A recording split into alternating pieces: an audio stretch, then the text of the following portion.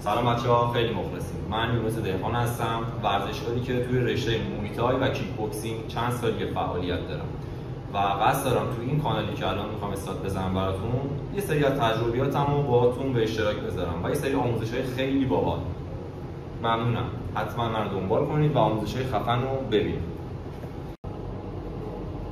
رفقا، آموزش اول از گارد پا شروع می‌کنیم و نحوه ایستادنمون که مهمترین چیزه برای حفظ تعادل و راه رفتن. پا عرضشونه باز، ببینید حالا پشت، پای عقب به این اندازه میاد عقب که تکیهگاه ما باشه بچه‌ها، به این صورت.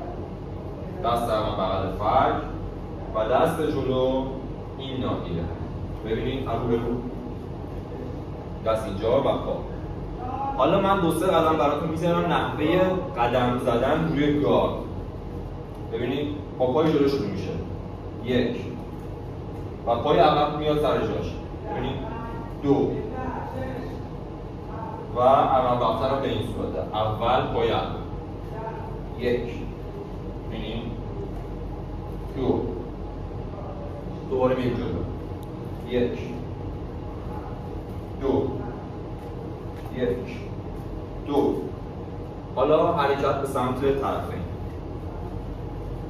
ببینید پای جلو میخوایم بریم سمت چپ، 1 2 سمت راست، 1 2. تعادل توی گارد مهمترین چیزه بچه‌ها. زمانی که شما دارید میرید به سمت حریف، اگه مثلا این گارد باشید، این گارد باشید، با هر مشتی که بخورید پرت میشید. برای همین تکیهگاه خیلی مهمه. پای عقب، استایل قرص به این صورت،